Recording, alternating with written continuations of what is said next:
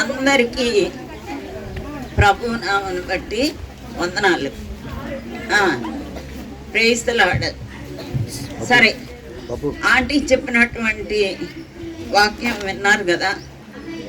ఇప్పుడు ఇంకొక లెసన్ నేర్చుకుంటాం అన్నమాట. మరి చిన్న ప్రార్థన చేసుకుందాం. కళ్ళు మూసుకోండి, చేతులు జోడించండి.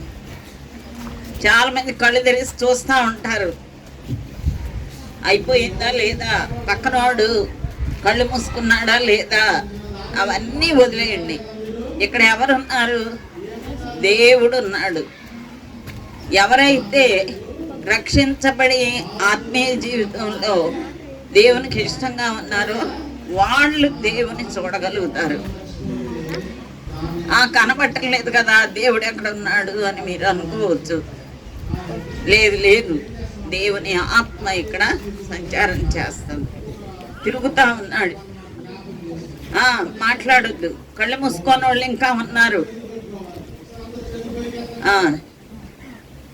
మహాపరిశుద్ధుడ, గొప్ప దైవ, ఘనమైన తండ్రి, ఈ ఉదయకాల సమయంలో ప్రభువా ఈ VBSలో నాయన ఆది నుండి అంతవరకు మీరు నడిపిస్తున్న విధానాన్ని బట్టి నిన్ను స్తుతించుకుంటున్నాం నాయన. మీ ఏర్పాటును బట్టి వందనాలు. ఇంతవరకు మీ వాక్యంతో ఈ బిడ్డలను పోషించినందుకు వందనాలు ప్రభువా. దేవా, నా మట్టి నేనైతే జాగ్రత్తగా నీ సన్నిధిలో ఒప్పుకుంటున్నాను. మీ కృపను బట్టి నాయన నీ ఆత్మను నాతో ఉంచి నాకు మీరు అందిస్తేనే కానీ నేను మాట్లాడగలను. మీ కృపను నాకు తోడుగా వచ్చి బిడ్డలకు అవసరమైన మాటలు దయచేయండి. ఈ కొద్ది విన్నపాలు నీ సన్నిధిలో చేర్చుకోమని యేసు నామములో వేడుకొని ప్రార్థిస్తున్నాను తండ్రి. ఆమేన్. ఆంటీ ఏం చెప్పారు? సౌలు పౌలుగా మారాడు. అవునా? విన్నారా ఆ మాట? ఈ సౌలు యొక్క జీవితము దేవుని దృష్టిలో ఎలా ఉన్నది చూడండి. ఇక్కడ మనకి అపోస్తల కార్యములు 9వ అధ్యాయం 15వ వచనం అన్నమాట. అననీయ అనే భక్తుడు వచ్చి ప్రార్థన చేశారు కదా, తల మీద చేతులు ఉంచి. అప్పుడు దేవుని ఆత్మను పొందాడు సౌలు. అయితే యేసయ్య ఏమని చెప్తున్నారంటే, ఈ సౌలు అనబడే వ్యక్తి అన్య జనుల ఎదుటను, రాజుల ఎదుటను, ఇశ్రాయేలీయుల ఎదుటను నా నామము భరించుటకు ఇతడు నేను ఏర్పరచుకున్నటువంటి సాధనమై ఉన్నాడు. తింటానే ఉన్నారు కొంతమంది. ఆ నోటికి ఫుల్ స్టాప్ లేదు, కామా లేదు. ఏం తెచ్చుకున్నారు మరి? బబుల్ గమ్రా. నోరు కదిలిందంటే ఒప్పుకునేది లేదు. చూడండి, మీరు అందరూ స్కూల్కి వెళ్ళేవాళ్లే కదా. స్కూల్లో టీచర్ వచ్చినప్పుడు నవ్వులుతూ ఉంటే ఏమంటారు? టీచరు ఏమంటారా? అరే అరే భలే నవ్వులుతున్నావు, నాకు కూడా పెట్టు, నవ్వులుతానని అంటారా? లేకపోతే ముద్దు పెట్టుకుంటారా? ఏమంటారు? ఏమంటారు? లాగి చెవులు పిండి తప్పమనిచ్చుకుంటారు. కాబట్టి దేవుని సన్నిధిలో జాగ్రత్తగా ఉండాల, విధేయతతో కూర్చోవాలి. తర్వాత ఈ పిల్లలకి చాలా మందికి బాడీ లాంగ్వేజ్ ఉంటుంది. కూర్చొని ఉంటారు, కాలుతో పక్కన వాడిని కెలుపుతూ ఉంటారు, కళ్ళతో సైకి చేస్తూ ఉంటారు. చేతుల దగ్గర ఏమంటే ఈ బైబిల్ పట్టుకుంటారు, ఇలా ఇలా సైకిల్ చేస్తూ ఉంటారు. ఎన్ని రకాల మెథడ్స్ మీ దగ్గర ఉన్నాయంటే చెప్పడానికి వీల్లేదు. ఆ తెలివంతా దేవుని కోసం ఉపయోగిస్తే మీరు ఎంతో ఆశీర్వదించబడతారు. జాగ్రత్త, క్రమంగా కూర్చోండి. అంతా కలిపి మీరు ఉండేది ఫ్యూ అవర్స్, కొన్ని గంటలు. ఆ తర్వాత మీ ఇష్టం. వాక్యం వినండి. అన్యజనుల ఎదుట, రాజుల ఎదుట, ఇశ్రాయేలు ఎదుట నా నామము భరించుటకు ఇతడు నేను ఏర్పరచుకున్నటువంటి సాధనము అని చెప్పారు. తర్వాత 16వ వచనం, ఇతడు నా నామము కొరకు ఎన్ని శ్రమలను అనుభవింపవలను నేను ఇతనికి చూపుదును అన్నారు. ఇది సౌలు జీవితంలో దేవుని చిత్తం. ఏది ఇప్పుడే చెప్పాను, ముఖ్యంగా బాయ్స్ వినండి నాన్న, మంచి ఛాన్స్ ఇది. మిమ్మల్ని పిలిచి కూర్చోబెట్టి పాటలు నేర్పి దేవుని వాక్యం చెప్పి చక్కగా భోజనం పెట్టి పంపించే వాళ్ళు ఎవరు ఉండరు. మళ్ళా ఈ సంవత్సరం మీకు అలాంటి తరుణం దొరుకుతుందో లేదో వినండి. అయితే సౌలు పౌలుగా మారిన తర్వాత దేవుని ఆత్మ ఆయనలో పనిచేస్తూ ఉంది. పౌలు గారిలో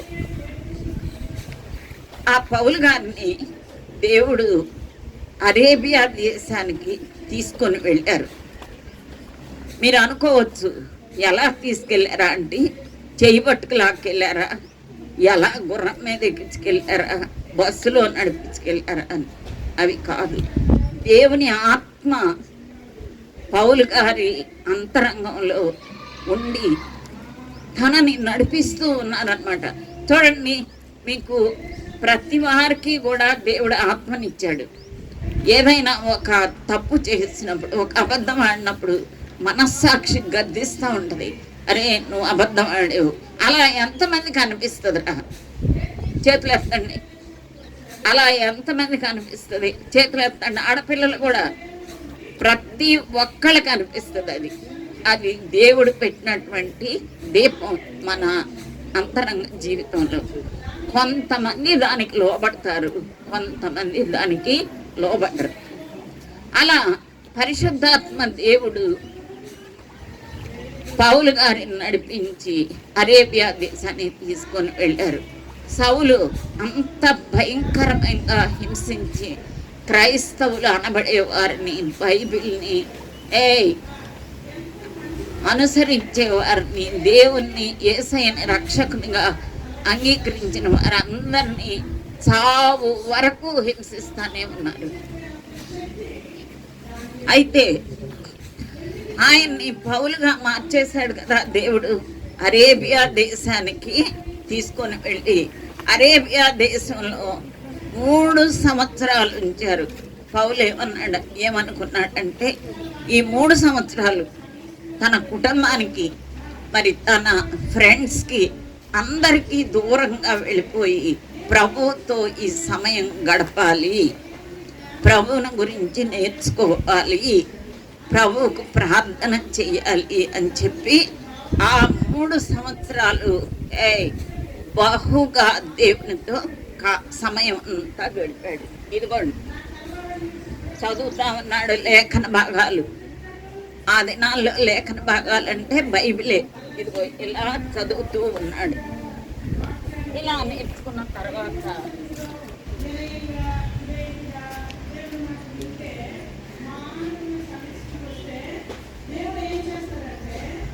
దేవుడు ఆయన ఇచ్చినటువంటి తరుణం అన్నమాట. 3 సంవత్సరాలు చక్కగా ప్రార్థన చేసుకున్నాడు, ప్రభుతో గడిపాడు, ప్రభు దగ్గర నుండి సమాధానాలు పొందాడు. ఆ తర్వాత ఇక మారిన తర్వాత ఏం చేశాడు? దేవుని గూర్చి ఇతరులకు ప్రకటించడం మొదలుపెట్టాడు. ఇతరులంటే యెరూషలేం పట్టణంలో ఆ దినాల్లో ఎక్కువ యూదులు ఉండేవారు. ఈ యూదులకి దేవుని వాక్యం ప్రకటించడం మొదలుపెట్టాడు. యేసు ప్రభువే రక్షకుడు, యేసు ప్రభు మాత్రమే మన పాప జీవితం నుండి విమోచించగలడు. కాబట్టి మన పాపాలన్నీ ఒప్పుకొని విడిచిపెట్టి ఆయన యందు భయభక్తులు కలిగి జీవించాలి. మరి విశ్వాసంతో ఎవరైతే యేసు ప్రభువుని అంగీకరిస్తారో హృదయమంతటితో వారు దేవుని బిడ్డలు అయిపోతారు అని చెప్పి ఆ రీతిగా దేవుని వాక్యాన్ని ప్రకటిస్తూ ఉంటాడు. కొందరేమో వింటున్నారు, విని లోబడుతున్నారు. అయితే అనేక మంది క్రైస్తవులుగా యేసు ప్రభుని రక్షకునిగా అంగీకరించి మారిపోవటం వలన ఈ యూద మత యొక్క అధికారులు ఏం చేశారంటే, అమ్మో అందరూ మారిపోతున్నారు అని చెప్పి ఈ పౌలుని ఎలాగైనా సరే చంపేయాలి అని నిర్ణయించుకున్నారు. కొందరేమో యేసయ్యను అంగీకరిస్తున్నారు, కొందరేమో ఇదిగోండి తిరుగుబాటు చేస్తున్నారు. చూడండి ఎంత కోపంగా ఉన్నాడో ఈయన, ఎంత కోపంగా ఉన్నాడో చూడండి. ఆ ముఖం ఈయన చూడండి తిరగబడుతున్నాడు కోపంతో. నువ్వేంటి ఇలా చెప్తున్నావు? ఇలా చెప్పడానికి వీలు లేదు. ఇక దీనిని కనుక మనం ఆపకపోతే ఇట్రారా, నువ్వు ఇట్రా, నువ్వు కాదు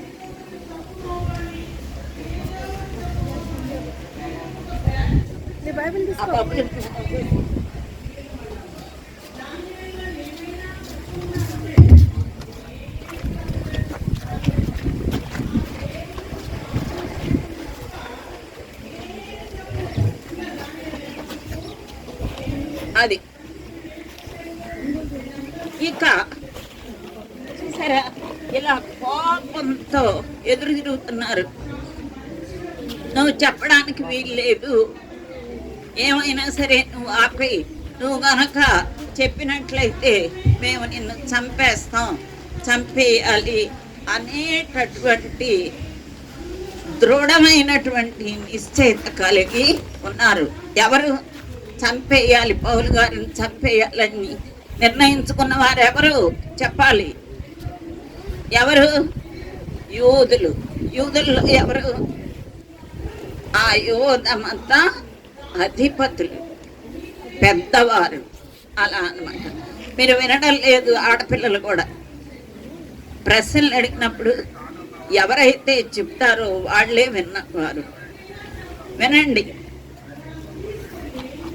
అట్లా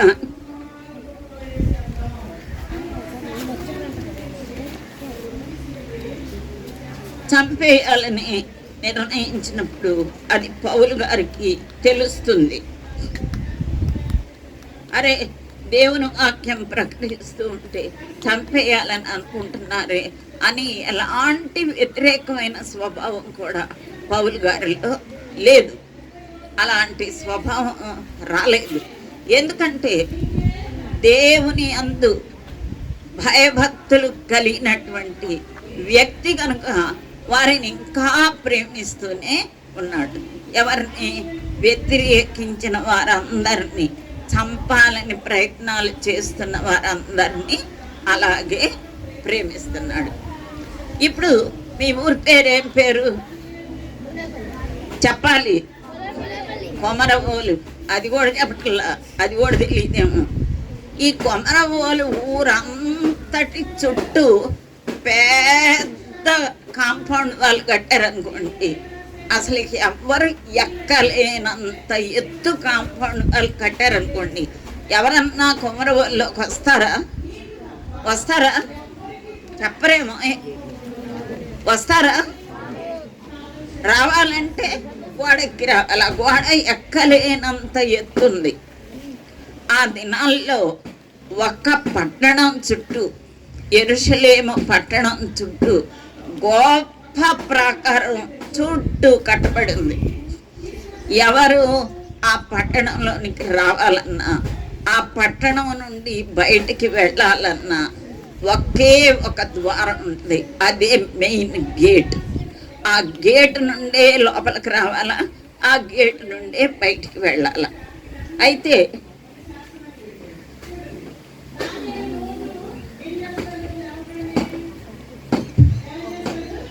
ఇప్పుడు పౌలు పారిపోవాలంటే, పౌలు అక్కడి నుండి యెరూషలేము పట్టణం నుండి వెళ్ళాలంటే అదే దారి, అదే ద్వారం నుండి బయటికి వెళ్ళాలి. ఆ మెయిన్ గేట్ దగ్గర ఈ చంపాలని ప్రయత్నం చేసేవాళ్ళు కాచుకొని ఉన్నారు. ఎప్పుడు పౌలు ఈ మార్గంలోకి వస్తాడా చంపేయాలని కాచుకొని ఉన్నారు. ఇదంతా పౌలు బోధించినప్పుడు యేసయ్యను వెంబడిస్తూ యేసయ్యని రక్షకునిగా అంగీకరించిన వారన్నారే వాళ్ళందరికీ తెలుస్తుందన్నమాట. కాబట్టి ఒక ఉపాయం పన్నారు. ఈ ద్వారం గుండా వెళితే పౌల్ని వీళ్ళు చంపేస్తారు.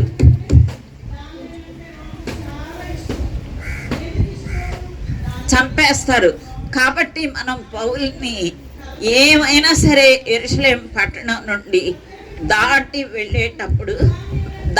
వెళ్ళినట్లుగా మనం మొదటే చెప్పా, సైగలు చేయొద్దు, తిరగాలి ఇటు, ఇంకా చాలు అని వీళ్ళు ఒక ప్లాన్ వేశారు. చూడండి, ఈ గోడలు ఎంత ఎత్తున్నాయో చూడండి, ఇంకా పైకి ఉంది. ఇదిగో ఈ గోడలు ఎంత ఎత్తున్నాయి, ఇంకా పైకి ఉంది. వాళ్ళు ఏం చేశారంటే ఆ యేసయ్యను వెంబడిస్తూ పౌలును ప్రేమించేటటువంటి ఆ ఫ్రెండ్స్ ఏం చేశారంటే గోడకి ఒక ఇడ్లీలాగా చేశారు. అందులో నుండి బుట్టలో కూర్చోబెట్టి తాళ్లతో యెరూషలేము పట్టణం నుండి బయటికి పంపించేశారు, దించారు. ఈ విధంగా దించడం వల్ల యెరూషలేము పట్టణంలో నుండి బయటకు వచ్చేసాడు. అలా ప్రయాణిస్తూ పౌలు కైసరయ పట్టణానికి వెళ్ళి అక్కడి నుండి తార్సు పట్టణానికి వెళ్ళిపోయాడు. ఆ తార్సు పట్టణం పౌలు యొక్క స్వగ్రామం, అంటే పౌలు యొక్క సొంత ఊరు. పాట కూడా వాడారు కదా, తార్సు వాడైన పరిసేయుడని. కాబట్టి తార్సుకి వెళ్ళిపోయాడు, అక్కడ ఉన్నాడు. అక్కడికి వెళ్ళి కూడా కామ్గా ఊరుకోలే. అక్కడ కూడా ఏం చేశాడు, యేసయ్యే దేవుడు, యేసయ్యే రక్షకుడు, యేసయ్యే మన పాపాల నుండి విమోచిస్తాడు, మన పాపాలను క్షమిస్తాడు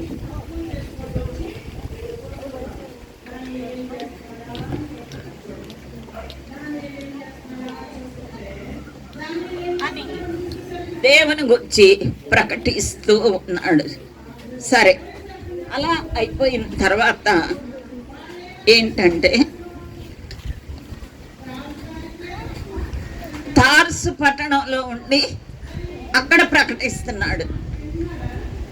ఆ దినాల్లో బర్నబా అనేటటువంటి ఒక దేవుని యందు భయభక్తులు కలిగిన వ్యక్తి ఉన్నాడు. మంచి వ్యక్తి. ఆయన గురించి బైబిల్లో ఏమని వ్రాయబడి ఉందంటే చూడండి, 11వ అధ్యాయం అపోస్తల కార్యములు 11వ అధ్యాయం 24వ వచనంలో నేను చదువుతాను, వినండి.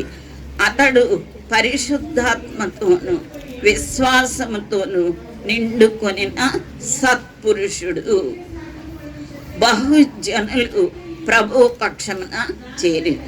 అతను కూడా గొప్ప భక్తుడు.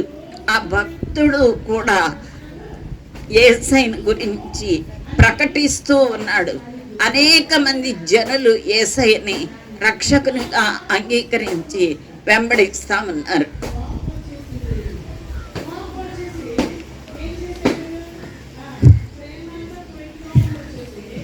ఇదిగోండి పౌలు గారి ఈ వ్యక్తి, చూడాలి, పౌలు గారి ఈ వ్యక్తి ఇతను బర్నబా.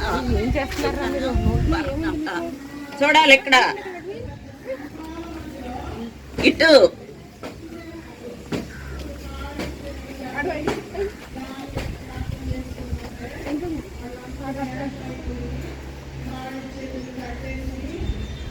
ఇతను బర్నబా.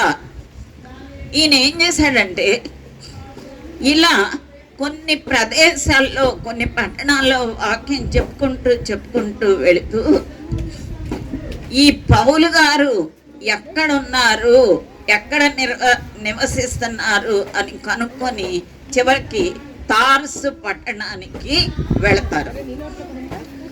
ఈ బర్నబా ఎలాంటి వ్యక్తి చెప్పాలి? ఈ బర్నబా ఎలాంటి వ్యక్తి? ఏం వినడల్లా. ఎలాంటి వ్యక్తి బర్నబా? మంచి వ్యక్తి, సత్పురుషుడు, విశ్వాసంతో జీవిస్తున్నాడు, దేవుని యందు భయభక్తులు కలిగి జీవిస్తున్నాడు, దేవునికి ఇష్టమైన జీవితం జీవిస్తున్నాడు. ఇతను అమ్మా వాడిని లేపి ముందు కూర్చోబెడతాం. ఇట్రారా లే.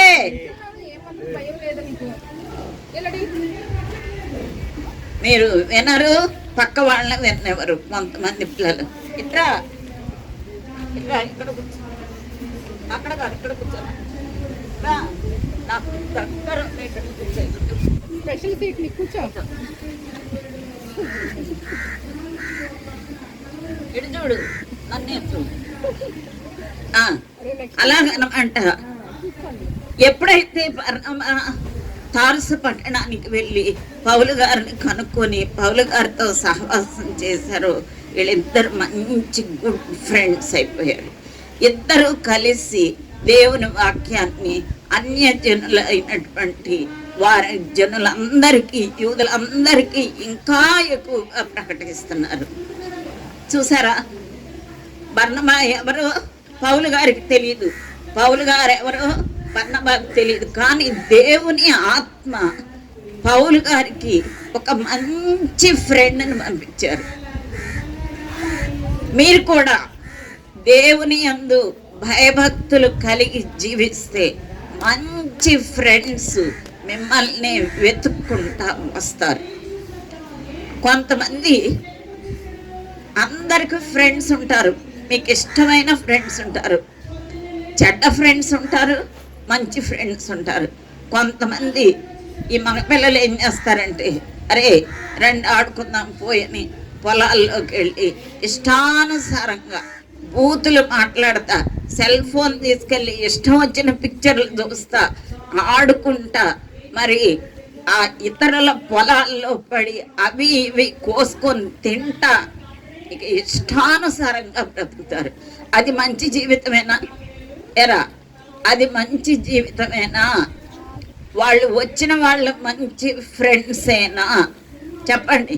ఈ బర్నబా పౌలు గారు కలిసి దేవుని వాక్యాన్ని ప్రకటించారు, కలిసి ప్రార్థన చేసుకునేవారు, కలిసి వాక్య ధ్యానం చేసేవారు. చూడండి, అందుకే వాళ్ళు మంచి యేసులో యేసయ్య అంగీకరించడం వల్ల దేవుని వాక్యంలో ఎదిగారు, ప్రార్థనలో ఎదిగారు, విశ్వాసంలో ఎదిగారు, గొప్ప భక్తులైపోయారు. అనేక మందికి దేవుని వాక్యాన్ని ప్రకటిస్తే అనేకులు దేవుని వైపు మారుతూ వచ్చారు. మీరు కూడా అంతే. దేవుడు ఎప్పుడైతే మీరు దేవుని యందు భయభక్తులు కలిగి ఆయన చిత్తానుసారంగా, అంటే ఆయనకి ఇష్టమైన బ్రతుకు బ్రతుకుతారు, అంటే ఆయన యందు భయభక్తులు కలిగి ఆయన చెప్పిన మాట ప్రకారం ఆజ్ఞలను అనుసరిస్తూ తర్వాత ఎద్దు విను. ఎవరైతే ఆ విధంగా దేవునికి ఇష్టమైన బ్రతుకు బ్రతుకుతారో దేవుడు మీకు కూడా మంచి ఫ్రెండ్స్ని ఇస్తారు. కొంతమంది ఫ్రెండ్స్ ఉంటారు, పైకి బాగానే ఉంటారు, లోపల ఎంతో అసూయ. తెలుసు మీకు. ఒక మంచి డ్రెస్ వేసుకెళ్తే అబ్బో ఈ డ్రెస్ వేసుకొచ్చిందే అని వ్యంగ్యంగా మాట్లాడతారు. బైబిల్ పట్టుకొని చర్చికి వెళ్ళామనుకో, అబ్బో భలే బైబిల్ పట్టుకొని చర్చికి వెళ్ళామని వ్యంగ్యంగా మాట్లాడతారు. చెడ్డ మనస్తత్వం కలిగిన వారు చెడ్డ మాటలే మాట్లాడతారు, చెడ్డ ప్రవర్తనే కలిగి ఉంటారు. అదే నిజంగా దేవుని అంగీకరించి విశ్వాసంతో యేసైన హృదయంలో చేర్చుకొని దేవుని యందు భయభక్తులు కలిగి జీవిస్తే దేవుడు ఆయన వాక్యాన్ని అనుసరించి దేవుని ప్రేమించేటటువంటి మంచి ఫ్రెండ్స్ని ఇస్తారు. అసలు మంచి ఫ్రెండ్స్ ఉంటే ఆ జీవితం ఎంత హ్యాపీగా ఉంటుందో తెలుసు మీకు. ఎంతమందికి ఫ్రెండ్స్ ఉన్నారు? చేతులు ఎత్తండి. అయ్య బాబోయ్, అందరికి ఉన్నారు. సరే, థ్యాంక్ యూ. గుడ్ ఫ్రెండ్స్ ఉన్నాళ్ళు చేతులు ఎత్తండి. అందరూ గుడ్ ఫ్రెండ్సే. అంటే మీకు ఇంట్లో నుండి ఏమన్నా తినడానికి తెచ్చి పెడతారు, పెట్టుకోవడానికి పూలు తెస్తారు, లేదు ఏదన్నా జోక్స్ చెప్పి నవ్విస్తారు, లేదా బొమ్మలు చూపించడానికి సెల్ ఫోన్ తెస్తారు. ఇవన్నీ చేసేవాళ్ళు మీ దృష్టిలో మంచి ఫ్రెండ్స్ అయి ఉండదు. మారు మనసు పొంది దేవుని వాక్యం ప్రకారం నడిచేవాళ్ళు ఫ్రెండ్స్ ఎంతమందికి ఉన్నారు? అరే అన్నిటికీ చేస్తున్నావు, మారు మనసు పొందినవాడు ఫ్రెండ్గా ఉన్నాడు నీకు చెప్పు. ఏరా నిజం చెప్పాలి, దేవుని సన్నిధిలో అబద్ధాలు ఆడకూడదు. ఉన్నారా? చూసారా ఎంతమందికి దేవుని భయభక్తులు కలిగి రక్షింపబడినటువంటి ఫ్రెండ్స్ ఉన్నారు? చేతులు ఎత్తండి. చూసారా? వెరీ ఫ్యూ, చాలా కొద్ది మంది. వాళ్ళు ఏం చేస్తారు? మంచిని నడిపిస్తారు, మంచిగా నడవాలని చెప్తారు. అరే చర్చికి వెళ్దామా, అక్కడ విపిఎస్ జరుగుతుంది రండి అని తీసుకొస్తారు. అరే ఆదివారం చర్చికి వెళ్దామా, సండే స్కూల్ జరుగుతుంది, చక్కగా కొత్త కొత్త పాటలు నేర్పుతారు, మంచి మంచి వాక్యాలు చెప్తారు, నేర్చుకుందామని అని సండే స్కూల్కి తీసుకొస్తారు. ఈ చెడ్డ ఫ్రెండ్స్ ఏం చేస్తారు? వెళ్ళిపోతారు ఆడుకోవడానికి. ఇప్పుడు తాటికాయల కాలం కదా, ఇంకా తాటి చెట్ల కిందకు పోయి ఎవరు తాటి చెట్టు ఎక్కి తాటికాయలు కొడతారా, ఎవరు ఎప్పుడు ముంజలు ఇస్తారా, తిందాం, ఎంజాయ్ చేద్దాం, ఇష్టానుసారంగా జీవిద్దామని అనుకుంటారు. కాబట్టి దేవుని యందు భయభక్తులు కలిగి జీవిస్తే దేవుడు మంచి గుడ్ ఫ్రెండ్స్ని ఇస్తాడు. అలాగే చూడండి, ఇక్కడ బర్నబా వచ్చాడు, వీళ్ళిద్దరూ కలిపి పౌలును పరిచయం చేసి వీళ్ళిద్దరూ కలిపి ఇలాంటి వారందరికీ దేవుని వాక్యం ప్రకటిస్తూ ఉంటే వాళ్ళు ఎంత సంతోషిస్తున్నారో చూడండి. చూడండి ఎంత నవ్వుతున్నారో వీళ్ళిద్దరు చూడండి. ఇదిగో సంతోషంగా ఉన్నారు. అర్థమైందా? కాబట్టి దేవుని యందు భయభక్తులు కలిగి జీవిస్తే సంతోషం ఉంటుంది, నెమ్మది ఉంటుంది, సమాధానం ఉంటుంది, దేవుని ఆశీర్వాదం ఉంటుంది. ఒకవైపు దేవుని యందు భయభక్తులు కలిగి జీవించక ఇష్టపడుతున్నాం అనుకోండి, మీరు ఇష్టపడుతున్నారు అనుకోండి, వాక్యం విన్నంతసేపు ఏమనిపిస్తుంది అంటే, అబ్బా నేను కూడా ప్రభుని రీతే బాగుండు, దేవుని యందు భయభక్తులు కలిగి జీవిస్తే బాగుండు అనే మనసు వచ్చేస్తుంది విన్నవారికి. ఆ పక్కనే ఉంటాడు ఇంకొకడు, ఎవరు చెప్పండి? ఎవరిదా? సాతానుడు. ఆడేమంటాడు, ఇప్పుడు వద్దులే, తర్వాత చేయొచ్చులే, ఒరే అక్కడ తాటికాయలు కొడుతున్నారు, వెళ్దాం, అక్కడికి వెళ్ళి కాయలు కొద్దాం, ఇక్కడికి వెళ్ళి సెల్ ఫోన్ చూద్దాం. చూస్తావా సెల్ ఫోన్? ఎరా చూస్తావు కదా అని చెప్తా ఉంటాడు. కానీ సైతానుడి యొక్క మాటలకి మాత్రం లోపడకూడదు. సైతానుడికి లోపడితే ఏముంది? పై జీవితం ఉంటది, చివరికి ఎక్కడికి వెళ్ళిపోతారు చెప్పాలి? నరకానికి వెళ్ళిపోతే భలే సమ్మగా ఉంటుంది కదా. అబ్బా ఏసీలా ఉందిరా, అబ్బా భలే ఉందరా, ఆహా డ్యాన్సులు వేస్తున్నారు. అక్కడ ఎలా ఉంటుంది నరకంలో? ఏరా మీలో సమ్మగా ఉంటుంది నరకంలో, అవునా? చెప్పరు. అయితే ఒక్క నిమిషం,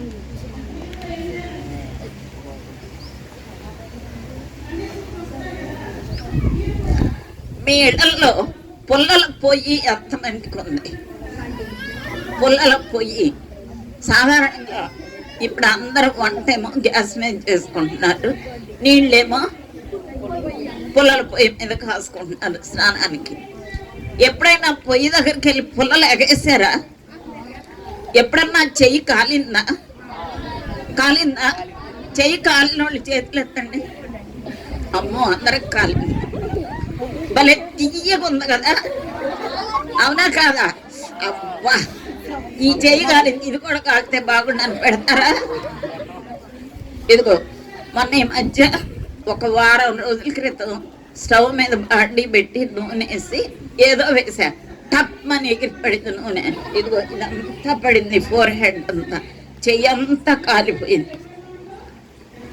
ఎంత బాధపడ్డాను. కాబట్టి కాలడం అనేది ఎంతో బాధ. కాలితే నొప్పేసిన వాళ్ళు, నొప్పిగా ఉన్న వాళ్ళు చేయలేదండి. కాలినప్పుడు చెయ్యి నొప్పి అబ్బా కాలింది అని బాధపడిన వాళ్ళు చేయలేదండి. మరి నరకానికి వెళ్ళినప్పుడు అక్కడ ఏమై కాలుతారా? ఇష్టమేనా? ఏరా సమ్మగా ఉంటుందా? ఓకే, సమ్మగా ఉంటే మంచిది. అంతకంటే బుద్ధిహీనత ఇంకొకటి లేదు. తెలిసి నరకానికి వెళ్ళి కాలు. చూసారా, ఒక్కరోజు కాదు, 2 రోజులు కాదు, యుగాలు కాలుతూనే ఉంటారు. నరకానికి వెళ్ళిన వాళ్ళంట చనిపోరంట, కాలుతానే ఉంటారు. చూడండి, ఏది కోరుకుంటారు. పౌలు గారు మారకపోతే సౌలుగా ఉన్నట్లయితే నరకానికి వెళ్ళేప్పుడు, కానీ దేవుడు ఆశ్చర్యరీతిగా ఆయన తప్పించి పరలోకానికి అర్హుడుగా చేశారు. చూసారా? తర్వాత మరి మీకు మంచి ఫ్రెండ్స్ కావాలి అంటే ఏం చెయ్యాలి చెప్పాలి? ఏం చెయ్యాలి? అయ్యో,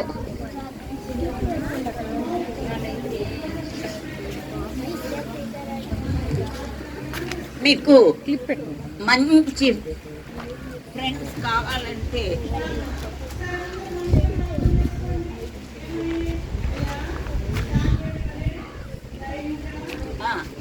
ఏం చెయ్యాలి?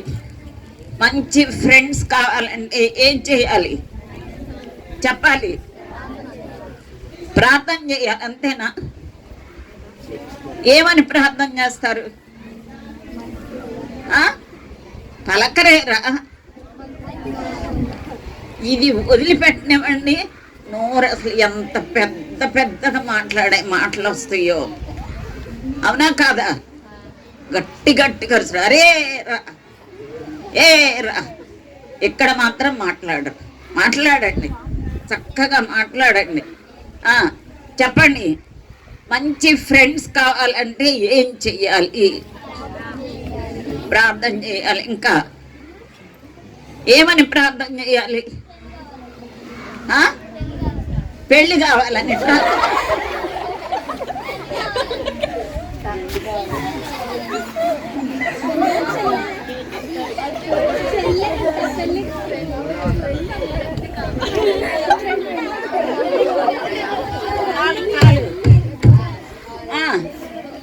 పెళ్ళి అయ్యే టైం కవుద్ది, పెన్నులు వస్తాయి, అప్పుడు ఉంటుంది బాగా వాయింపుడు.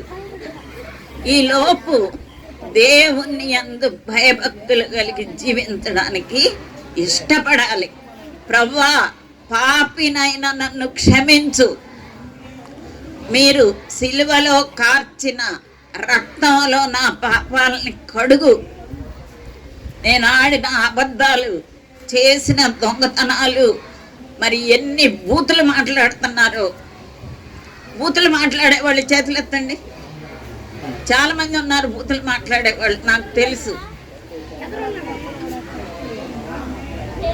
సరే, బూతులు మాట్లాడటం దేవుని దృష్టిలో చాలా తప్పు. మరి అసూయ, కోపం, ఇతరులను కొట్టడం, మరి అబద్ధాలు చెప్పడం, చాడీలు చెప్పడం, ఇలాంటి పాపాలు చాలా ఉంటాయి. స్కూల్కి వెళ్తారు, క్లాస్లో టీచర్ గారు హోంవర్క్ ఇస్తారు, హోంవర్క్ ఇంటికి వచ్చి చెయ్యరు. టీచర్ కొంతమంది చేస్తారు. టీచర్ గారు హోంవర్క్ చేశారా అంటే చేసిన వాళ్ళు ఎస్ టీచర్ అని అరుస్తారు. ఈ హోంవర్క్లు చేయని వాళ్ళు చేసిన వాళ్ళ కంటే గట్టిగా అరుస్తారు ఎస్ టీచర్. అది అబద్ధమా కాదా? అబద్ధమేనా? ఇంకొకళ్ళు కొంతమంది ఏం చేస్తారంటే పక్కన వాళ్ళు హోంవర్క్ చేసిన బుక్ తీసుకెళ్ళి ఇదిగో టీచర్ అని చూపిస్తారు. అది అబద్ధమా కాదా? దొంగతనమేనా? టీచర్ గారిని మోసం చేస్తున్నారా? అలాంటి పనులు ఇక నుండి చెయ్యకూడదు. చేశారనుకోండి మీరే నష్టపోతారు.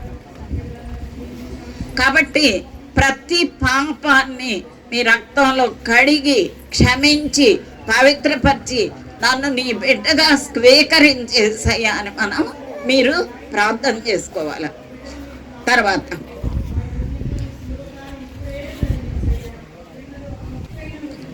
ఇలా యెరూషలేము పట్టణంలో మరలా యెరూషలేము పట్టణానికి వచ్చారు. దేవుని వాక్యాన్ని మరి ఎక్కువగా ఇద్దరు కలిసి ప్రకటిస్తూ ఉన్నారు. అనేక మంది అనేక జనులు దేవుని వైపు తిరిగి అనేక మంది క్రైస్తవులుగా మార్చబడుతున్నారు. వాళ్ళ పాపాలను ఒప్పుకుంటున్నారు. వాళ్ళు దేవుని సన్నిధిలో తగ్గించుకొని ప్రార్థన చేసి పరిశుద్ధమైన జీవితం కొరకు ఎదురు చూస్తూ దేవుని యొక్క కృప కొరకు కనిపెట్టుకొని ఉంటున్నారు. అయినప్పటికీ కూడా యూదులు పౌలు గారిని విడిచిపెట్టల. చూడండి, ఇక్కడ పౌలు గారు ప్రసంగిస్తూ ఉన్నారు దేవుని వాక్యాన్ని. ఎంత మంది ప్రభువు కోసం నేను అంగీకరిస్తా దేవుణ్ణి నా రక్షకుడిగా, నేను అంగీకరిస్తా నా దేవుణ్ణి నా రక్షకునిగా చేతులెత్తుతున్నారు. చూడండి, సంతోషంగా యేసయ్యని రక్షకునిగా అంగీకరించారు. తర్వాత మరలా ఈ బర్నబా ఈ పౌలు గారు కలిసి దేవుని వాక్యాన్ని అనేక ప్రదేశాల్లో అనేక పట్టణాల్లో ప్రకటించిన తర్వాత తిరిగి మళ్ళా తార్సుకు వెళ్ళిపోయాడు పౌలు.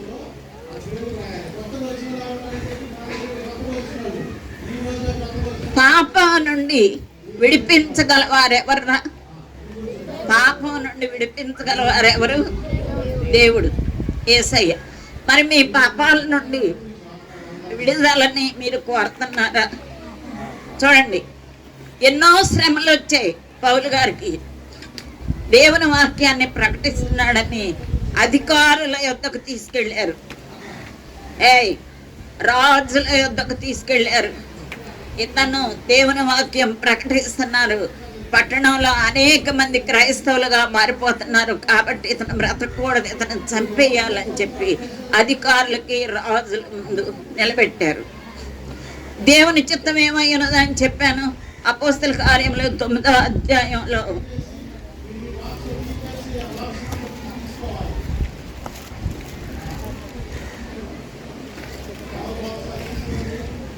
పద్నాలుగో వచనంలో ఇతడు నా నామమును బట్టి అన్యజనుల ఎదుట, రాజుల ఎదుట, ఇశ్రాయేలు ఎదుట నిలబడాల అని చెప్పి దేవుని చిత్తం. దేవుడు అంటే పరిశుద్ధాత్మ దేవుడు తనల్ని ఏ పట్టణానికి నడిపిస్తే ఆ పట్టణానికి వెళ్ళాడు. దేవుడు చెప్పినటువంటి ప్రతి మాటకి పౌలు గారు లోబడ్డాడు. నువ్వు ఫలానా దేశానికి వెళ్ళి వాక్యం ప్రకటించు అంటే అదే రీతిగా ఆ ప్రదేశానికి వెళ్ళి దేవుని వాక్యాన్ని ప్రకటించారు.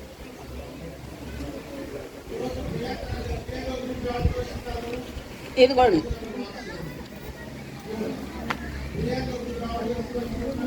బర్నబా కూడా చక్కగా ఈ ప్రజలందరికీ దేవుణ్ణి ప్రకటించడం ద్వారా వీరంతా క్రైస్తవులుగా మార్చబడ్డారు.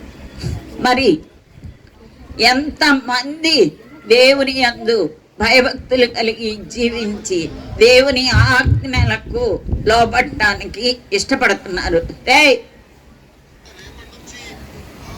పౌలు గారు దేవుడు చెప్పిన ప్రతి మాటకి లోబడటం వలన ఎంతో పైకెత్తారు పౌలు గారిని. బైబిల్లో కొన్ని పుస్తకాలు వ్రాయడానికి దేవుడు శక్తిని అనుగ్రహించారు. కొన్ని సంఘాలను కట్టడానికి దేవుడు శక్తిని అనుగ్రహించాడు. అనేక మంది అన్యుల్ని క్రైస్తవులుగా మార్చడానికి దేవుడు శక్తిని అనుగ్రహించాడు. ఇవన్నీ ఎక్కడి నుండి వచ్చాయి? దేవుని యందు భయభక్తులు కలిగి ఉండటం వల్ల, యేసయ్య యొక్క మాటకు లోబడటం వల్ల ఈ శక్తిని పొందగలిగారు పౌలు గారు. మీరు కూడా దేవుని యందు భయభక్తులు కలిగి దేవునికి ఇష్టమైన జీవితం జీవిస్తూ ఆయన చెప్పిన ప్రతి మాటకి లోబడినట్లయితే మిమ్మల్ని కూడా దేవుడు పైకెత్తుతాడు. ఇప్పుడు మీరు ఇలా కూర్చున్నారు, రేపు ప్రొద్దున ఎంతమంది మీలో పరిచారకులు అవుతారో, ఎంతమంది మీలో సువార్తను ప్రకటించే వాళ్ళు అవుతారో, ఎంతమంది గొప్ప భక్తిపరులు అవుతారో, ఎంతమంది దేవుని కొరకు పాటలు పాడేవారు అవుతారో, ఎంతమంది దేవుని కొరకు వాద్యాలు వాయించేవారు అవుతారో తెలీదు. మీరు దేవునికి లోబడినప్పుడు ఆయన యొక్క ప్రణాళిక మీ జీవితం పట్ల ఎలా ఉన్నదో దాన్ని గ్రహించగలరు. కాబట్టి మరి ఎంతమంది ఈ VBSలో ఈ దినం ఇప్పుడే మీ పాపాలను ఒప్పుకోవాలి? ఎంతమంది ఒప్పుకుంటారు చెప్పండి? ఎవరు ఒప్పుకోరు. మూటన హృదయంలో పెట్టి అలా పట్టుకొని వెళ్ళిపోతారు, అంతేనా? ఏం తప్పులు చేయలేదా మీరు? పలకరేరా? ఏం తప్పులు చేయలేదా? మరి ఆ తప్పులు క్షమించమని, ఆ పాపమంతా తీసివేయి ప్రభువా నీ రక్తంలో కడుగని అడగరా? చెప్పాలి. అడగరు. ఎంతమంది అడుగుతారు ఈ సమయంలో? ఒక్కడు. మిగతా వాళ్ళందరూ ఎవ్వరు అడగరు. దాచిపెట్టుకోండి హృదయంలో, చక్కని ఆశీర్వాదం పొందుతారు. సైతానుడు వస్తాడు, లాక్కెళ్ళిపోతాడు, సమ్మగా ఉండే నరకంలో అప్పచెప్తాడు. దేవుని యందు భయభక్తులు కలిగి జీవించటానికి ఇష్టపడాల. మీ పాపాలు ఒప్పుకోవటానికి ఇష్టపడాల. మీ పాపాలను విడిచిపెట్టడానికి ఇష్టపడాల. దేవుని వాక్యాన్ని నేర్చుకోవడానికి ఇష్టపడాల. ఎప్పుడైతే ఇప్పుడు మీ ఇంటికి ఎవరన్నా వచ్చారనుకోండి, మీరు తలుపు వేసుకొని లోపల ఉన్నారు, తలుపు కొడతారు, మీరేం చేస్తారు? తలుపు తీసి ఏం చెప్తారు? రెండు ఆంటీ, రెండు అక్క, రామమ్మ అని చెప్తారు. లోపలికి వస్తారు. ఎంతసేపు తలుపు కొట్టినా మీరు తీయలేదనుకో ఏం చేస్తారు? కొట్టి విసుగుబుట్టి వెళ్ళిపోతారు. సపోజ్ మీకోసం ఓ స్వీట్ ప్యాకెట్ తెచ్చారనుకో, అది అక్కడ పెట్టేస్తారా? తీసుకెళ్ళిపోతారు. స్వీటు పోయా, వచ్చిన చుట్టము పోయా. కారణం తలుపు తీయకపోవడం. యేసయ్య మీ హృదయం దగ్గర, హృదయం అనే తలుపు దగ్గర కొడతా ఉన్నారు. ఇలా మీరు మీ హృదయం అనే తలుపు తెరిస్తే యేసయ్య మీ హృదయంలోకి వస్తారు. ఆ సౌలు గారు తన హృదయాన్ని తెరిచారు కాబట్టే ఆయన హృదయంలోకి వచ్చి పౌలుగా మార్చేశారు. కాబట్టి మరి మీరు మీ హృదయం అనే తలుపు దగ్గర తలుపు తట్టుతున్నటువంటి యేసయ్యకి మీరు తలుపు తెరవాలి. ఎంతమందికి ఇష్టం తలుపు తెరవటం? ఎంతమందికి ఇష్టం? ఈ దినమే మీ పాపాలను ఒప్పుకోండి. యేసయ్య పరిశుద్ధుడు కదా? అరే యేసయ్య పరిశుద్ధుడా కాదా చెప్పండి? పరిశుద్ధుడేనా? మరి పాపం ఉన్న చోట పరిశుద్ధులు నివసించలేరు. యేసయ్య అస్సలు నివసించలేడు. యేసయ్య మీ హృదయంలోకి రావాలంటే మీ హృదయంలో ఉన్న పాపమంతా మీరు తీసేసుకొని ఒప్పుకోవాల, క్షమించమని అడగాల, విడిచిపెట్టాల. కాబట్టి ఈ దినం మీరు దేవుని సన్నిధిలో ప్రార్థనకు టైం ఇస్తారు కదా, మీ పాపాలన్నిటినీ ఒప్పుకొని విడిచిపెట్టి దేవుని రక్షకునిగా అంగీకరించి మీరు ఇంటికి వెళ్ళాలి. అమ్మో ఏంటి ఆంటీ ఇంటికి వెళ్ళమంటారు భోజనం సంగతి అని అనుకుంటున్నాను నేను. కడుపు నిండా భోజనం చేసి వెళ్ళండి, సరేనా? ఏంటి పౌలు గారి వలె మీరు కూడా ఎంతో గొప్ప భక్తులు అవ్వడానికి యేసయ్య మీకు సహాయం చేస్తాడు, సరేనా? దేవుడి చిన్న వాక్యాన్ని దీవించండి. ప్రార్థన చేసుకుందాం. చిన్న ప్రార్థన.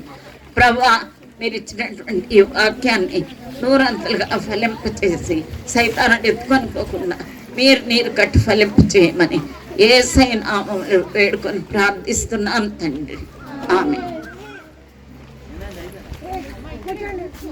అట్లాగే కూర్చోండి. గర్ల్స్ ఇవాళ ఎవరో కొత్తగా